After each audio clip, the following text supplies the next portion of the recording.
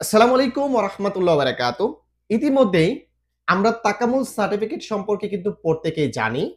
এখন থেকে সৌদি আরবে আসতে চাইলে প্রত্যেকটা পেশাধারী কর্মীদেরকেই কিন্তু তাকামুল সার্টিফিকেটের প্রয়োজন পড়বে। আপনারা কি জানেন? এই মুহূর্তে এই তাকামুল সার্টিফিকেট দিয়ে আপনারা যদি সৌদি আরবে আসেন, আপনারা কতটা প্রবলেম ফেস করতে পারেন? আপনারা কি জানেন এই তাকামুল সার্টিফিকেটের আইনটা সৌদি আরব সরকার করেছে। এটা কিন্তু বাংলাদেশ সরকার এটার ভিতরে কিন্তু কোনো প্রকার হাত দেয়নি বা তারা কিন্তু এই সিস্টেমটা চালুও করেনি। এটা পুরোটাই সৌদি সরকার কিন্তু এই তাকামুল সার্টিফিকেটের সিস্টেমটা চালু করেছে। এখন আজকের ভিডিওতে আপনাদেরকে একটু বোঝানোর ট্রাই করব যে এই তাকামুল সার্টিফিকেটের গণহারে যে প্রত্যেকের তাকামুল সার্টিফিকেট লাগবে এটার কারণে নতুন প্রবাসীরা কোন ধরনের প্রবলেম ফেস করতে পারে এটাই আজকের ভিডিওতে তথ্য দিব। ধৈর্য সহকারে সম্পূর্ণ ভিডিওটি দেখার অনুরোধ করতেছি এবং ভিডিওটিকে শেয়ার করে দিবেন। দেখেন, পূর্বের নিয়মটা একটু বলি যে আপনি একজন দক্ষ কর্মী, যেমন আপনি ইলেকট্রিশিয়ান, আপনি কারেন্টের কাজ জানেন। এক্ষেত্রে এই কাজের উপরে আপনার দক্ষতার সার্টিফিকেটের প্রয়োজন। কারণ আপনি কাজটা পারেন কিনা এটা কিন্তু যাচাই বাছাই করতে হবে। তো এখন এমন একটা পর্যায়ে চলে এসেছে সৌদি আরব প্রত্যেকটা পেশারই দক্ষতার সার্টিফিকেট নিয়ে তারপর ভিসা দিচ্ছে। প্রত্যেকটা পেশা। সেটা হতে পারে লোড আনলোড, হতে পারে অফিস ক্লিনার। যেকোনো পেশাতে দক্ষতার সার্টিফিকেটের প্রয়োজন আছে এবং দক্ষ কর্মী সৌদি আরব চাচ্ছে। এখন এই দক্ষতার সার্টিফিকেট দিয়ে দক্ষ কর্মী হয়ে এই মুহূর্তে সৌদি আরবে আসলে আপনি হয়তোবা ভবিষ্যতে যে প্রবলেম গুলো ফেস করবেন সেটা হচ্ছে, যেমন ধরেন আপনি লোড আনলোড পেশাতে এসেছেন অথবা অফিস ক্লিনার পেশাতে এসেছেন। এখন অফিস ক্লিনার পেশাতে আসার পর আপনি যদি কোনো একটা কোম্পানির রিসিপশনে চাকরি নিতে যান, আপনি কিন্তু চাকরিটা পাবেন না। যেটা কিন্তু বর্তমানে পাওয়া যাচ্ছে। আপনার পেশা অফিস ক্লিনার, আপনার পেশা লোড আনলোড।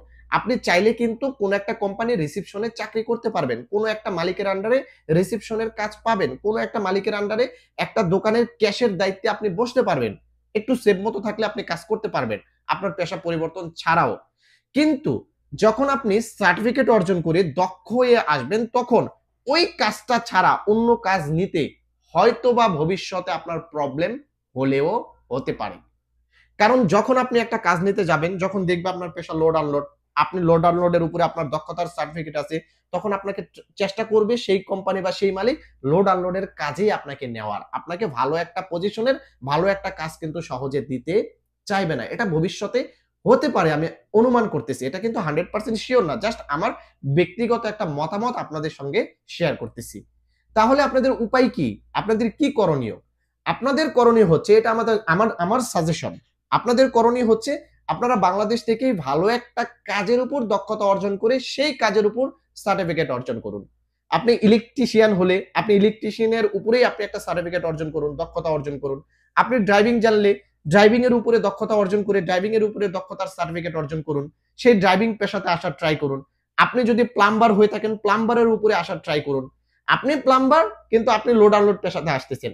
এক্ষেত্রে এখানে আসার পর হয় আপনাকে মেহনা পরিবর্তন করে প্লাম্বার পেশাতে যেতে হবে, না হলে আপনি যেহেতু লোড আনলোডের দক্ষতা অর্জন করে আসতেছেন সেটার সার্টিফিকেট আছে, এই কাজ ব্যতীত আপনি কিন্তু সহজে অন্য কাজ হয়তোবা নিতে পারবেন না। এই প্রবলেমটা ভবিষ্যতে তৈরি হওয়ার সম্ভাবনা আছে।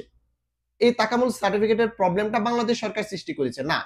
এটা সৌদি সরকার বলতেছে যে আমাদের প্রত্যেকটা পেশাদারী লোকের দক্ষতা অর্জন করে সৌদি আরবে আসলে তারা সেই পেশা অনুসারী দক্ষ থাকার কারণে তারা সহজে কাজ পাবে এবং সহজে তারা একটা কোম্পানির আন্ডারে কাজ নিয়ে কোম্পানি থেকে বেতনও মাসে মাসে পাবে।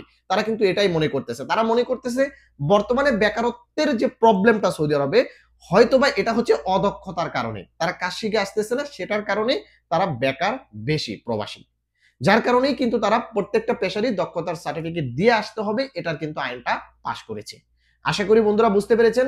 অনুরোধ করতেছি যারা এই মুহূর্তে আসবেন কোন একটা কাজ শিখে দক্ষতা অর্জন করে আসার ট্রাই করুন। ভালো থাকবেন, সুস্থ থাকবেন। ভিডিওটিকে শেয়ার করে দেওয়ার জন্য অনুরোধ করতেছি। আসসালামু আলাইকুম।